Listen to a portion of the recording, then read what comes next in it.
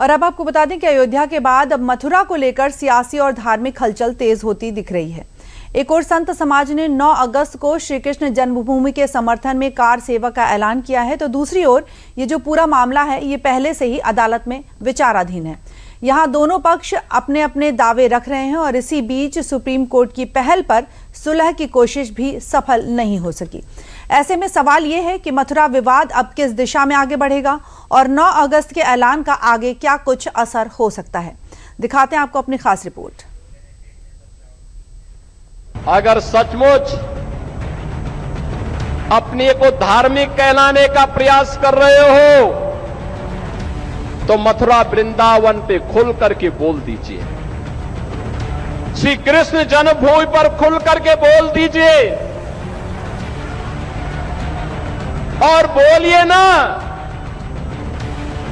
कि श्री राम जन्मभूमि मुक्ति के आंदोलन की तर्ज पर ही श्री कृष्ण जन्मभूमि की मुक्ति का भी अभियान चलना चाहिए। सीएम योगी के इस बयान में तंज भी था और आह्वान भी।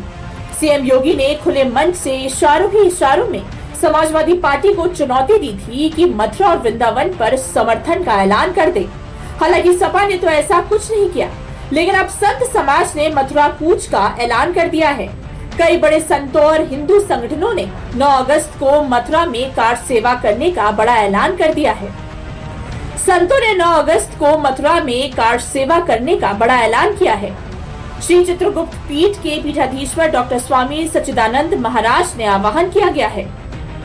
निर्मोही अखाड़े में संतों की बैठक के बाद आधिकारिक पोस्टर जारी किया गया। पोस्टर पर लिखा है, श्री कृष्ण जन्मभूमि हमारी है, इसे लेकर रहेंगे। प्रस्तावित कार सेवा को देश के कई बड़े संतों का समर्थन मिल रहा है। नारा अभी नहीं तो कभी नहीं, अयोध्या के बाद अब मथुरा की बारी है। अयोध्या की तर्ज पर अब मथुरा में श्री कृष्ण जन्मभूमि को मुक्त कराने के लिए साधु संतों ने मोर्चा खोल दिया है। साधु संतों ने अपनी मांगों के साथ मथुरा में कार सेवा का ऐलान कर दिया है और इसके लिए साधु संतों ने इतिहास में अगस्त क्रांति के नाम से दर्ज तारीख का चुनाव किया है। आज नहीं किया गया, मंच से 4 जुलाई को ही हो चुका है और इस यात्रा लगभग चल रही है। 9 अगस्त की हमने डेट प्रिपेयर करी है। 9 अगस्त को कार सेवा करने जा रहे हैं।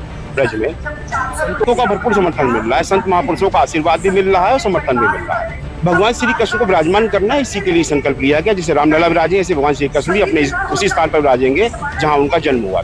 पूरे ही देश से आ रहे हैं। कार सेवा जो भगवान राम के जब राम मंदिर बनाने के लिए हो रही थी, वही कार सेवा यदि कृष्ण जन्मभूमि बनाने के लिए आवश्यकता पड़ेगी तो हमारे समस्त साधु समाज, हमारे समस्त अखाड़े, हमारे समस्त सन्यासी, नागा सन्यासी सभी कार सेवा के लिए उपयुक्त हैं और तत्पर तैयार। हरिद्वार में आयोजित एक अहम बैठक के बाद संतों ने हुंकार भरते हुए कहा है कि अयोध्या के बाद अब मथुरा की बारी है।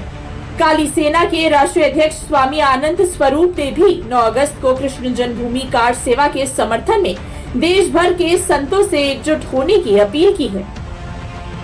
भारत में 9 अगस्त क्रांति दिवस के रूप में मनाया जाता है और निश्चित रूप से अगर कृष्ण जन्मभूमि के लिए कोई क्रांति संतों के नेतृत्व में हो रही है तो सभी संतों को एकजुट होकर के उनका साथ देना चाहिए।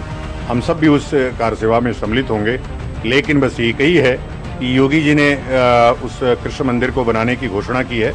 मुझे उम्मीद है कि तिथि की भी घोषणा 9 अगस्त के पहले यदि कर दें तो इस कार सेवा की जरूरत ही न पड़े, और नहीं तो प्रतीकात्मक रूप से जाकर के योगी जी को असहज नहीं करना चाहिए और प्रतीकात्मक रूप से कार सेवा करके यह संदेश देना चाहिए। क्योंकि अब मुस्लिम समाज भी ये चाहता है कि कृष्ण मंदिर भी बन करके इस समस्या का हमेशा के लिए समाधान हो और भारत में हिंदू मुस्लिम एकता कायम रहे। बिल्कुल सब सेवाएं होंगी। जो भी जितने साधु संत महात्मा, जैसे हमने अयोध्या में गए थे वैसे सभी संत महात्मा वहाँ जाएंगे। हमारे भक्तगण जाए, जितने भी आस्था रखते हैं सभी वहाँ पहुँचेंगे और सबकी एक ही डिमांड है कि हमारा मंदिर का निर्माण तुरंत हो जाए, क्योंकि अगर अभी नहीं फिर कभी नहीं। सबने आह्वान किया, पूरे देश ने आह्वान किया, पूरे सनातनियों ने आह्वान किया, पूरे विश्व ने आह्वान किया है, चलो मथुरा चले, मंदिर का निर्माण तुरंत हो जाए, क्योंकि अगर अभी नहीं फिर कभी नहीं। सबने आह्वान किया, पूरे देश ने आह्वान किया, पूरे सनातनियों ने आह्वान किया, पूरे विश्व ने आह्वान किया है, चलो मथुरा चले। दरअसल मथुरा में श्री कृष्ण जन्म स्थान के पास स्थित शाही ईदगाह मस्जिद को लेकर विवाद है। हिंदू पक्ष का दावा है कि ये मस्जिद भगवान श्री कृष्ण की जन्मभूमि पर बने मंदिर को तोड़कर बनाई गई थी। वहीं मुस्लिम पक्ष का अपना अलग दावा है। मथुरा में श्री कृष्ण जन्मभूमि और शाही ईदगाह मस्जिद विवाद मुख्य कारण 13.37 एकड़ जमीन का मालिकाना हक।